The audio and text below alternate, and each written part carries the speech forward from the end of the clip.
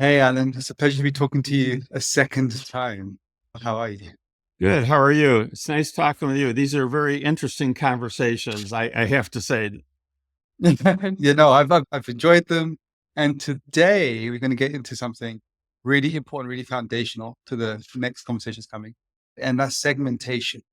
So I thought I just announce that, and then I'll leave it to you to kind of begin building out the conversation. So before we jump into this, I guess the issue is why segment, right? Why do you have customer segmentation? And unless you have a product that's like sliced bread that almost everyone uses it, there are a lot of Mm, reasons to have segmentation. mm, One is you don't have an infinite number of resources. One is if you can dominate a segment, you are generally more profitable than if you just have a 2 or 3% share in many different segments. It prioritizes your focus, it prioritizes your resources. So a lot of companies will be of the opinion, I don't want to segment, I don't want to miss a sale. In reality, their messages is not clear, it's not crisp who they're going after, why to go after. So what I've seen is there's first a reluctance to do segmentation, and the ones that want to do segmentation, there's a lot of talk about, and it's good talk about building your ideal customer profile. Who are the best customers you can serve? And what I have seen in, and all this to me is relatable, persona, uh, ICPs, customer segmentation, you know, who are the customer segments that are a best fit for your product, your service, your core values, your resources. And then I see companies jumping to, well, okay, we can do this. Let's look at demographics. What what I have found really works better is first of all, look at the application they're using this product in. Uh, I'm going to go through three things and then kind of explain one of them a little bit more. So, what okay. application they're in, what is their posture towards risk? Are they risk averse or are they willing to accept some amount of risk? And then kind of the behavior of all the stakeholders. You know, what is who's driving this decision? Is it the user? Is it the specifier? So let me give you an example of chemicals. So if you're in a normal chemical facility, unless you're standardizing on that product, there are ways other vendors can come in and say, we can do it better, we can do it cheaper, we can give you better ROI, we can promise more uptime. But if it's in the pharmaceutical industry, getting all sorts of things here. If it's in the pharmaceutical industry, what you find is that there's a certain brand of that metering stainless steel pump that specifically spits out a certain amount of chemicals. Mm, And we have in our country called FDA, Federal Drug and Administrative. They certify every product used in that process line. So if you were to come in as another product, first of all, they would have to shut down a line, and they lose money on that. Then you have to wait for the FDA to come in and certify it, and then it might cost you, $30,000 of lost time or whatever. And so what I go back is you really got to understand how your product is used, how expensive it is, how critical it is. Is it an enterprise solution? I'll give you one more example, unless you want to jump yeah. into questions. So, there's a lot of talk about ERP systems, enterprise resource planning systems.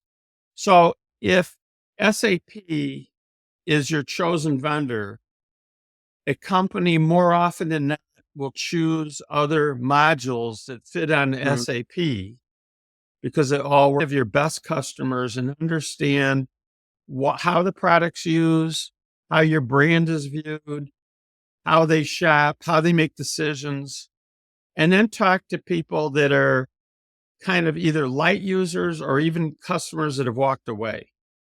And, what didn't you do? So when you keep doing that, it keeps drilling in what are the characteristics of a great customer. And then what happens once you get that, Shaitan, is um, your messaging is crisper. You understand what they want. You can attend trade shows and magazines of that one industry segment versus trying to spread yourself over 20 or 30 segments. Well, okay. I think as you're explaining this, I'm beginning to wonder what exactly is a segment. Because I'll just give a couple of examples. If I'm doing segmentation to find my best customers, could my best customers be a segment? And then the ones that buy kind of like buy, but then churn or something be another segment? Or, equally, it seems like a segment could be something that I define by the behaviors and the complexity of the buyings. Like you said, you got to look at the different stakeholders. So what is Well, exactly a segment? I think I'm going to answer this probably not the way you're looking to answer this, but if you understand your best customers and talk to all the stakeholders in that buying decision, the user, the specifier, the the buyer, what you're going to find are some reasons why they are the best customer. And this could be one segment, it could be two or three segments. So the difference I'm having with you is I think you start out from the customer side with what you call a traditional segment side, and I'll just, I don't know why this popped in my head, but there's a big company called Granger here in the United States. They just serve everything. And they have a lot of different services. They will manage your inventory. They have contracts, vendor managed inventory. And so they are not particularly price competitive, but they're not competing with other products. They're competing with get my line up as soon as possible. And so it's identifying where you fit the best. Now, you may think you fit the best in certain areas, but without customer insight analysis, you really don't know. I don't know if I'm answering your question or not. Oh, yes. So when I was taught like marketing, you had this kind of analysis of the landscape, which was your segmentation, right? So you have the entire, ideally, if you're like a huge company like Levi's or Adidas or Nike, you will get somebody, spend a few $1 million and get them to literally look at the entire landscape across everything. From that, you develop your segments and then you start targeting them and you position towards those targets. Now, so that is, I see how there's a parallel here between that and what you're saying, right? Which is, I'm coming from the target point of view first. Right. When I should be just talking to those top 20% of customers, best customers, understanding the full landscape around them. And then from there, kind of understanding what really differentiates these guys into different segments, right? Is it that one of them has a longer buying cycle and the other one, or whatever it is? So I think I've understood up to that point. But still, it's the process then. I look at my CRM, I look at my best 20. So, well, how do I define the best customers? Is that the starting point? Yeah, I mean, that is the starting point. All this other stuff you talk about, the CRM, messaging, those are tactics that flow out once you have identified your best customers. I mean, Yeah. and let's be honest, when you look at a CRM like Salesforce or something, It has like how much they bought last time they talked. I mean, the fields are not necessarily the fields you want to see as a marketer. They're kind of more for the sales force, follow up in 30 days. And so I I think it's beneficial to go back and forth between customer and then think about the overall market. But if you're asking how to start the process, I wouldn't want to they call it boil the ocean, do everything at once. I would rather start with look at our best customers, what segment or 2 or 3 segments do they fall in? And that could be industry, could be application, could be behavior. And this requires a lot of insight research, more than what surveys can give you, more than what your Mm. CRM process can give you. And unless you know that, you first of all, you can't understand how to keep them and retain them, and you Yeah. can't understand how to duplicate them. I mean, so the whole process of research is kind of what I'll say is a lot of times ignored, and segmentation is ignored, or it's not good segmentation. I don't care Yeah. if the plant has 200 employees, right? I mean, what makes it a good buyer? Well, they're making Lipitor, so they're a pharmaceutical plant. Huh, interesting. So a lot of these discussions up front are really open-ended, in-depth discussions on trying to understand how your Mm. product's used, how it's specified, what they like and don't like about your brand, what other brands do they look at, pros and cons of those Mm. brands. And it's interviewing them over and over until you start understanding what the common themes are. And again, Mm. may not be one segment, it might be a couple segments. Okay. Yeah, So, go ahead. You so, so how would you define your best customer? Like, what am I looking for in order to find my best customer? you're looking for a heavy use user that buys Okay. more of these.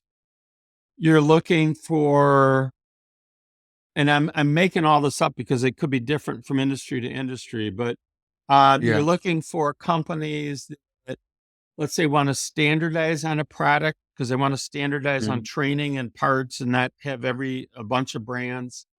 You're looking for companies that are in a relationship with you. You're not just a product vendor, you're kind of a solution vendor. They value Mm. your price. They're they might force you to be price competitive, but they're not the lowest price. Mm. And so again, it's taking a step back. So I think the difference we're having is, or one of the Yeah. difference, the perception I have from you is you have all these things and now you go interview for it, versus I'm saying you go talk to your best customers and find out what those things are, because they're not always the same from product to product and industry to industry. I mean, I'll give you Yeah. another example. Like, um, uh, I guess I could say it. So IBM is very strong in mainframes in the financial industry, Merrill Yeah. Lynch, all these things, banks. And it's almost a default. When we need a new mainframe or additional mainframe, we go to IBM. Yeah. Is it because their product is superior? Or is it because they have credibility as a brand and their service is outstanding? I mean, they have service contracts, will be up in an hour. We'll get you up in an hour. So, they have done their segmentation already, that these are like their primary customer segment for them. So, go to you mentioned your Levi example before. Yeah. Um, I'll I'll go to a parallel product, Dockers. Who are Dockers for? Where they're But for older aged, middle aged or older men maybe have a pot belly, don't fit into the tight Levi jeans or whatever. So, well, I'm kind of bouncing all over the place here, but No. It's funny, the cultural disconnect. When I went to the US, when I was, maybe 12 years ago, I bought a pair of Dockers because I thought they looked cool. So it just goes to show fresh pair of eyes in the culture. But anyway, yeah, I think you're right with this disconnect, between us. And I think where I'm coming from is, okay, if a company hires me to do a segmentation for them, what am I given? I'm given a big database of customers. They don't have a clue who's good, who's bad. Like some sales guys running around saying, I closed this guy really, but nobody actually knows what's really going. So what am I going to look for that gets me going? So best okay. customer. All right. Okay. So Now how do I define that for them? Okay. So I'm going to answer this a couple different ways. Yeah. The first thing I would do is see if there's any information from trade associations or magazines that tell you what the key selection criteria is for a product. Yeah, price will always be one. Well, what specifically are looking for this product? But the second thing I would do as I'm doing that research is I would ask the client, I want to get a list of your customers in descending order so I can get the top 20% of your customers to make up 80% of your sales. And so they generate that list. And then I say, okay, I want a list of the primary stakeholders in each of those accounts. And you could have, a user, an engineer, purchasing, marketing. I mean, it just depends on the product. And then, I don't want to get too methodical in this unless you want me to, but then your job is to go talk to those stakeholders and those best accounts on why your brand was chosen. How are they using the brand? All the stuff that we just talked about 2 or 3 minutes ago. And that's a starting direction, I think. Brand or product? Or we use them interchangeably here. Well, brand was chosen for product or service or solution. I mean, it could be a SaaS solution. It could be a service contract. I mean, how I've done this in the past is if it's a recent purchase, I'll ask them, okay, what were the selection criteria you had for the brand? And how did we compare on each of those criteria to the competition? And what did you like about dealing with us? What didn't you like about dealing with us? And that kind of gets you through the beginning buying journey of these people. And then ask them, if there's a competitive product, you can ask them questions like, what would get you to consider a new product, or the last time you changed out a vendor for this type of product, how did you go about that? So they're really like half-hour conversations of just really understanding all the stuff that we talked about. It's not like you have the answer up front, because if you had the answer up front, why do the research? But when you do enough of these, when you do 10 or 15 or 20 interviews, and you start hearing the same thing, it's like, okay, now it could be, you go back, it could be geography. There's a stainless steel pump manufacturer in Wisconsin, and in the Midwest, they had kind of a very dominant share of pharmaceutical manufacturing, although a lot of the manufacturers in Puerto Rico. But so they kind of owned the geography because they had salespeople and technical people out there. And then when you're into this stage, I'm kind of going to another part of this, but you can understand what wallet share you've got for them for that type of product. Not how satisfied they are, but what else could you do to make them raving fans? Because in the end, if you retain your customers more, it drives your profit. So I may be taking this way, way away from what you want to talk about, but I'll just leave you to direct me here. Good to be able to see like how things are going to join up and, kind of get that kind of vision of what's coming downstream or the full picture as we go through this kind of the minutia. I think I'm very much focused on minutia at the moment, which is okay. So it makes sense how you define the best customer, doing the research, the by products, by industry, the buying criteria for Coca-Cola can, number one is going to be availability, whereas for SaaS products can be different, right? So you don't want to, mix those things. Can I just add something to that? Yeah. So you mentioned Coca-Cola can. We several years ago did work for a company that made plastic bottles, polypropylene bottles, and they sold to Coca-Cola bottling plants and they sold to Pepsi. So one thing was the filling line needed to be up and running as much as possible so it could crank out a lot of bottles and make a lot of money for the plant and the plant manager for bonus. But other criteria came, and I don't want to kind of get too specific here, but one of those companies was more interested in innovation, and another company was more interested in driving costs out of their business. And so the supplier of these bottles could go into these and put teams together of engineers and support them. But you wouldn't know that cut until you talked to bottling plants within each of those companies. Right. That's true. That's true. That's something I'm going to play back and sit back to this podcast and try and probably write about it so I can process. No, that's absolutely right. And so through this process, you figure out the cuts. Like, this is where this group of companies differ from that group of companies. They're still both our best, but hey, they're different in these ways. And then to what extent is that segmentation or buyer personas, or are these the same thing? They all blend together.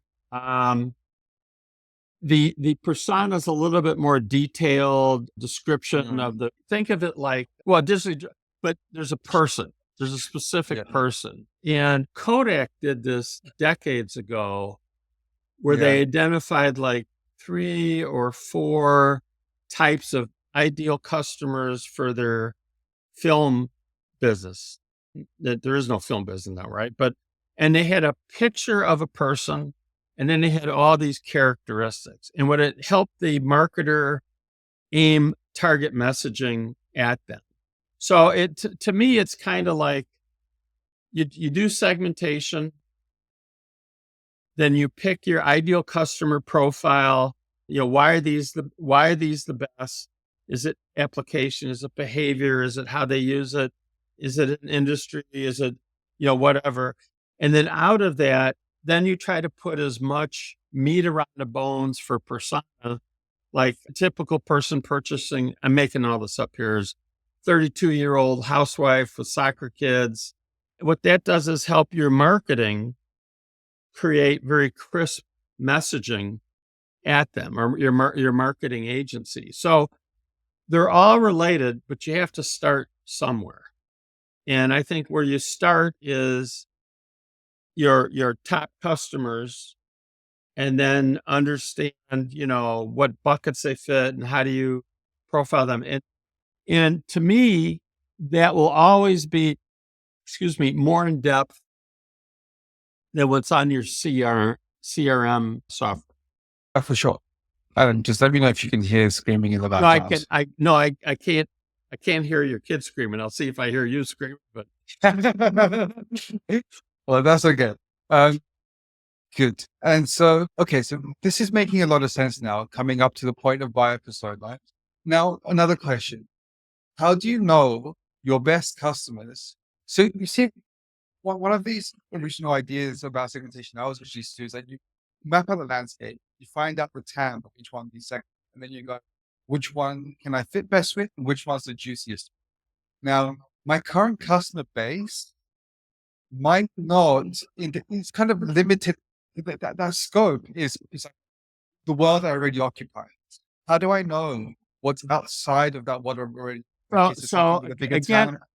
yeah, And again,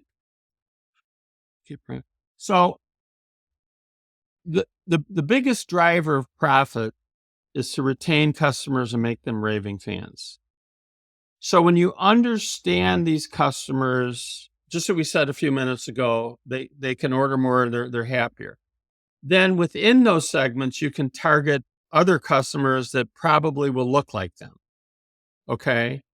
And then when you think you have saturated a segment, then you can look at other other segments that might have that application. So go back to the stainless steel pump example.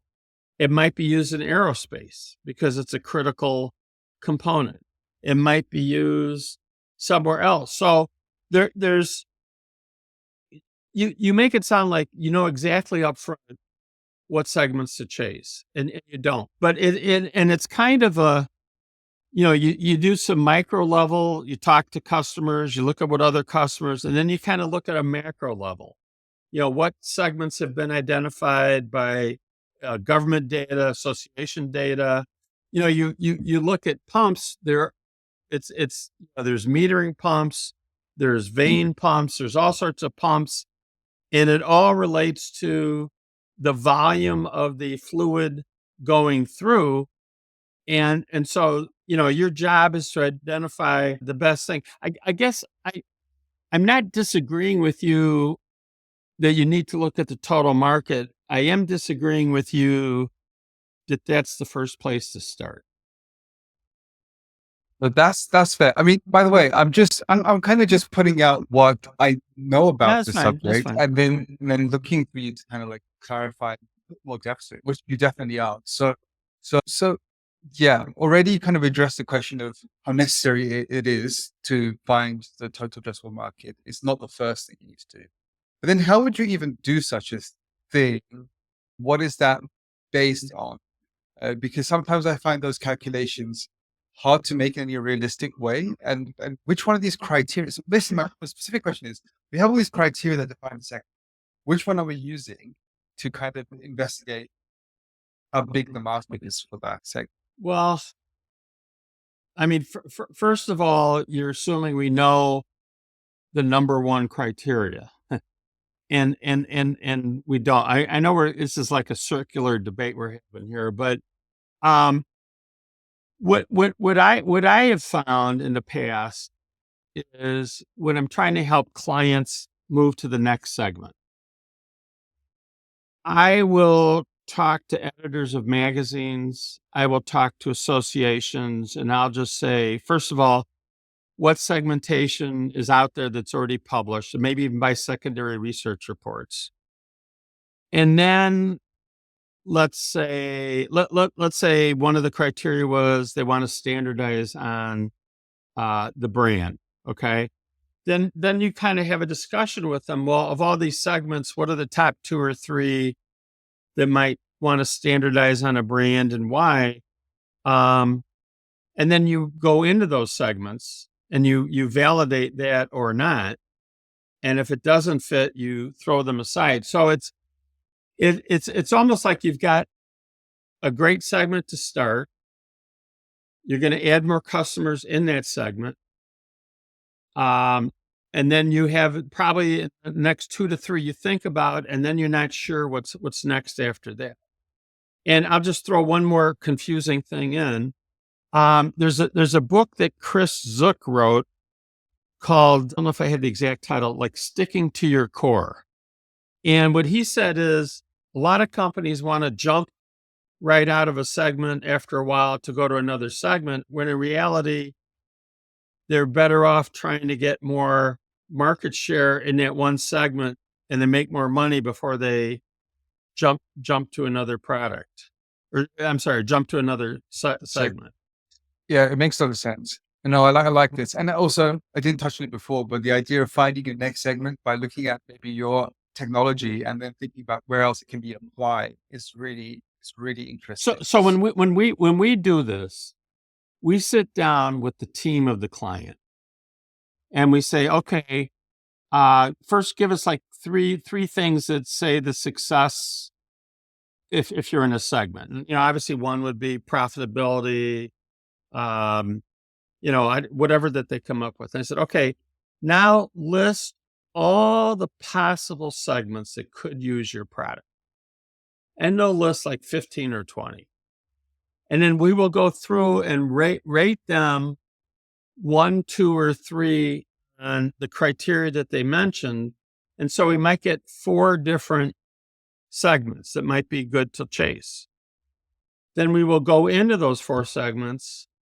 And if we think that there's something that's shutting them down, we'll say this isn't a good segment. And let me give you another example. So did work for a chemical company, and they got a request from a client to build a chemical plant. They said, oh, this is great. This is great business for us.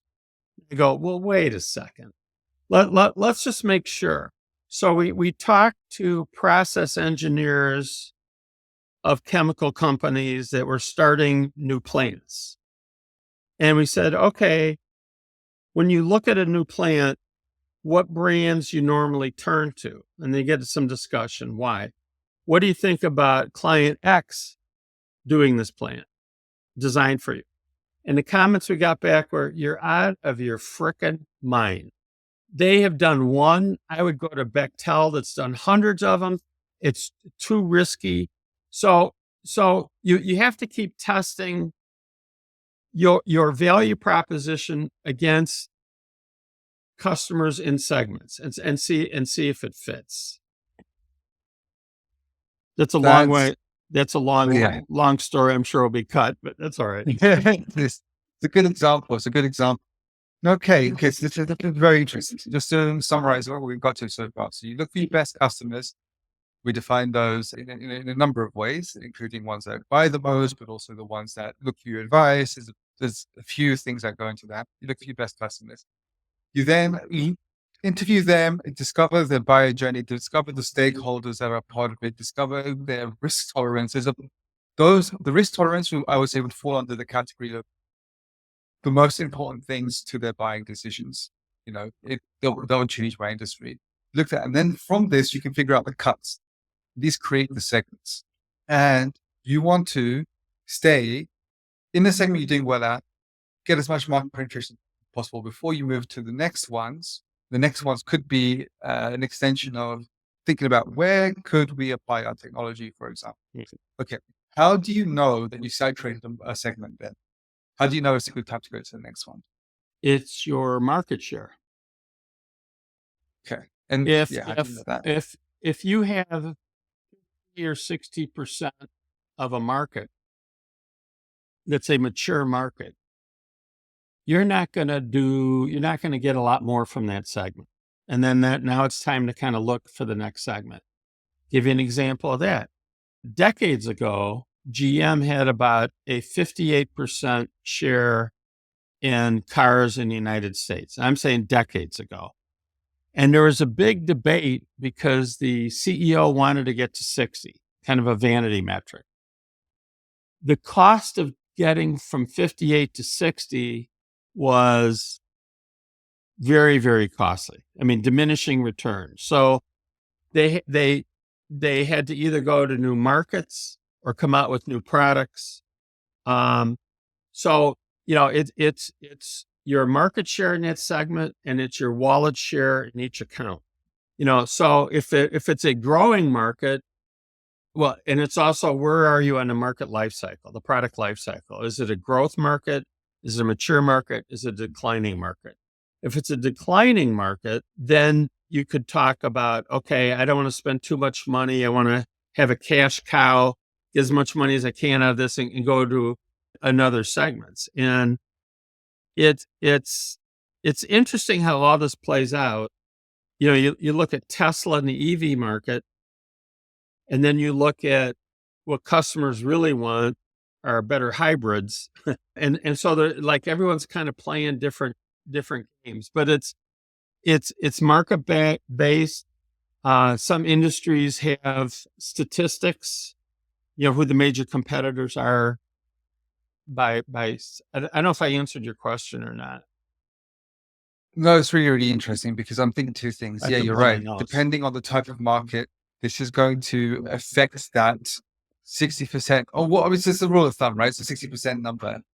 Because if you're in a growing market, well, that 60% keeps on changing what it Right. means, right? Because it keeps on Well, growing. I'd even go. I made it 60 up because Yeah. if you could have 10 people in a market, a mature market, and you got 30% market share. So unless you can knock some of the smaller niche players out and gain those people, it's that might be a cap for you. Now I'll give you another example, if I might. We did work for a company in the construction industry. And what we found is there were two companies that had about 60% market share. Normally, you say, okay, don't poke the bear, don't attack this market, go to a new market. But we drilled down into those two companies, and they were each bought by conglomerates. They were each reported to the conglomerates. They were more of a low margin metal bending shop than they were higher technology. And so we came in with the client with a brand new product that just looked very cool, and a tagline that's not your father's product, not your grandfather's product. And they just started inroads. But you have to understand how customers buy. You have to understand how the channels stock the product, and you have to understand the reaction of your potential competitors. I mean, it's and it's not marketing is not a step 1, step 2, step 3, step 4. It's really a lot of fuzzy thinking. New information's coming in all the time. You take your best cut, minimize anything that goes really, really wrong. But it's always evolving. It's always changing. Well, that's my spiel here. No, it's true. As you're explaining these different inputs into the decisions, I think it's becoming clearer why it's something that needs constant. It is something that's always changing, but also needs constant kind of monitoring. I want to ask you. So if I'm a small company and I'm kind of starting out in a segment, there are people already in that segment operating. I don't know if it's a mature market or a growing market. I haven't really thought this example through that part, but would it be the case then that if I start to see diminishing returns on my marketing investment, that I could say I've saturated myself in the sector? You're asking me a hard question because that could be. It also could be you're working on the wrong marketing tactics. It could also be the tactics you're working on, you're not executing very well. It just, I would go back is if they have customers, I know you're going to hate this broken record, but if you have customers, go back and talk to your customers. If you're just coming out with a solution and you don't have customers, go talk to 10 or 15 prospects. And for some reason, the SaaS fintech industry does not want to do this. And I've had people come up to me at networking events and say, can you help me? And I'll say, I'm not sure. Have you talked to anyone about your solution? What problem does it solve? How are you viewed? No, we haven't done that. Then I can't help you. If you don't want to do that first step, it's just, we're all just guessing. We're all just guessing. So I would say these are triggers to see if you should look for another segment. But it may or may not be. And again, if you have 20% market share and you're kind of flat, why? I mean, you go back to the construction industry. When there's a decline in commercial construction, everyone was flat or declining. I mean, it was when the interest rates are high or recession, building starts are down 10%. Commercial lending now. I got a friend of mine that works with commercial lenders and investors. And it's like when the interest rate just went up, it was almost like the faucet shut off. No one wanted anything now, because we're nervous about the election, how it's going to go, but also they didn't want to pay a higher interest rate. So I think what I'm coming to is you have to look at the overall marketing landscape, special attention to your customers and competition, and then kind of look at, are you working on the right tactics? Are you not? Are things that you're doing all short term, to borrow from my friend George here, or is there no brand development at all?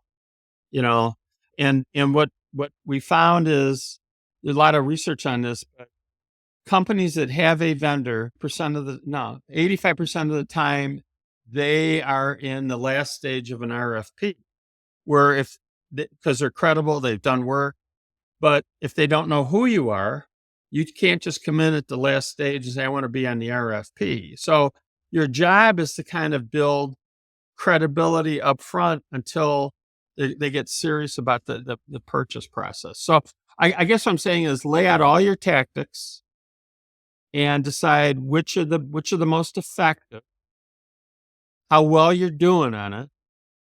And once you decide which are the most effective, then is there a way to make them more efficient? But again, the problem I see is, it's like I'm always blasting these companies, right? But they're always efficiency first, not necessarily what's the best. And I'll just go, so we have in this discussion, a lot of it is market research. Well, a lot of these people say, well, just send out thousands of surveys and let AI collate them, make them into nice, pretty pies or pretty bar charts or whatever. And I guess the question is, it's a very efficient way to do it. Is that going to give you insights over talking to some people? And you'll still get pushback, but I'm on like 1,000 different tangents today. I don't know. I think it's this cold medicine I'm on. No, I think you're putting the market back in marketing. I think that's what's also going on over here. Yeah, Mark being obsessed with the customer. It's not, I was going to say another word, but it's not throwing crap at the customer and hoping it sticks. I mean, and it's like, and I'll just keep going back to Phil Kotler defined marketing decades ago. It's taking a customer segment, identifying the needs and wants, selling a solution at a profit. And so it starts with segmentation and it ends with profitability. And the insight research is your way of seeing whether you're on track. Bam, yeah, exactly. I think that for today is a great piece of information. I think we have segmentation, the process, the reasons why you would do things. You mentioned another topic there, effectiveness versus efficiency. That's one heck of a rabbit hole that I would like to go down. But anyway, yeah, I mean, like, so that's something we can touch on. But I think for today, this is great. And then it sets the scene for, the next few. I think the next one's going to be about how do you talk to your customers? What are the techniques? What are the questions?